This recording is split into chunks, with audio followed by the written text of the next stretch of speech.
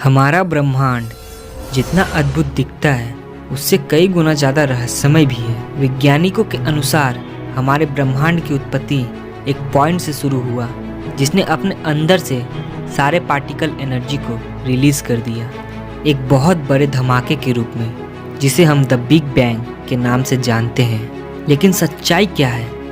क्या हमारा ब्रह्मांड सच्चा है? क्या हमारा सौरमंडल सच्चा है? क्या हमारी पृथ्वी सच्ची है? या फिर पृथ्वी पर रहने वाले जीव जंतु, पेड़ पौधे सच्चे हैं? हमें तो ऐसा ही लगता है कि इस यूनिवर्स में एग्जिस्ट हर एक चीज़ रियल है। लेकिन मैं आपसे बोलूँ कि हो सकता है हम असल में ना हो और हम किसी और की कल्पना में जी रहे हो। तो ग्रेट फिलोसोफर प्लेटो का भी यही कहना था, जो कुछ भी हम देखते हैं या महसूस करते हैं वो नकली भी हो सकता है। उनके अनुसार हमारी ये दुनिया असली दुनिया की एक झलक मात्र हो सकती है। असली दुनिया तो हमसे अदृश्य है। अगर हम इसे दूसरे शब्दों में समझे तो दरअसल जब हम किसी भी चीज़ को देखते हैं या फिर किसी आवाज़ को सुनते हैं तो हमारे आँख और कान एक इलेक्ट्रिक सिग्नल दिमाग को भेजते हैं, जिसके आधार पर हमारा दिमाग हमें उस चीज़ का एहसास दिलाता है। हमारे दिमाग के पास इतनी क्षमता होती है कि वह हमें कुछ भी दिखा सकता है और हम उसे सच भी मान लेते हैं। उदाहरण के तौर पर हमारे सपने को ले लीजिए, क्योंकि जब हम सपने देखते हैं तो हमें ऐसा लगता है कि सब कुछ वास्तव में है, और जब हम जाग जाते हैं तो हमें पता चलता है कि वह तो महज एक सपना था। अब हम अपनी गैलेक्सी की बात करें तो क्या कभी आपने सोचा है हमारा सौरमंडल इतना परफेक्ट कैसे है, और पृथ्वी ही जीवन की उत्पत्ति के लिए इतनी परफेक्ट क्यों है?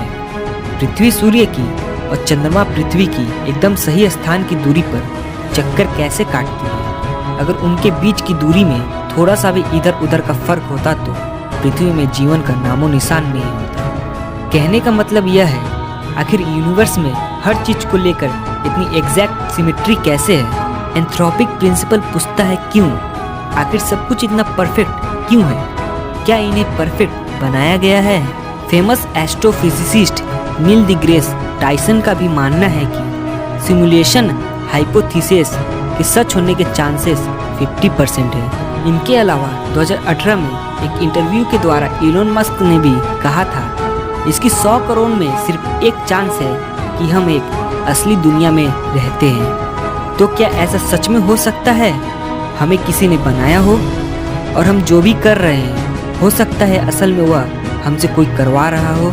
अब आप सोच रहे होंगे कि ऐसा कैसे हो सकता है, तो मैं आपको बता दूं, अगर हमारे यूनिवर्स की किसी भी चीज़ को समझना हो तो हम उसे मैथमेटिक्स के द्वारा समझ सकते हैं, और मैथमेटिक्स को हम आसानी से यूज करके कंप्यूटर में कोडिंग के द्वारा एक सिमुलेशन वर्ल्ड बना सकते हैं। जी हाँ, GTA 5 जैसे कई गेम्स इसका सबसे बड़ा उदाहरण है, जिसे बिल्कुल हमारी दुनिया से कॉपी करके बनाया गया है, और हम इन गेम्स में कैरेक्टर को कंट्रोल करके कुछ भी करवा सकते हैं। लेकिन आज भी हम ऐसे गेम्स नहीं बना सकते हैं जिसमें क्रिएटर खुद से सोच समझ सकता है और अपने मन मर्जी के कुछ भी कर सकता है। इसके अलावा हमने एक ऐसा डिवाइस तो बना लिया है जिससे हम खुद को वर्चुअल वर्ल्ड में होने का एहसास करवा सकते हैं। साउथ कोरिया के टीवी शो जिसका नाम था मीटिंग यू, इस शो में ही वर्चुअल तरीके से एक माँ को उसकी मरी हुई बेटी से मिलवाया गया। इस दौरान माँ ने अपनी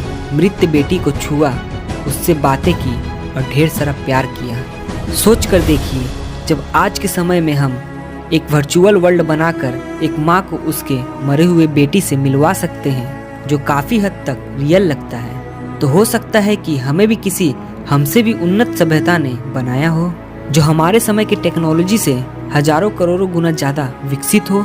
और वैसे भी हम कहते हैं कि हमें भगवान ने बनाया है, तो हो सकता है कि वो उन्नत सभ्यता और कोई नहीं, जिन्हें हम भगवान मानते हैं, वही हो।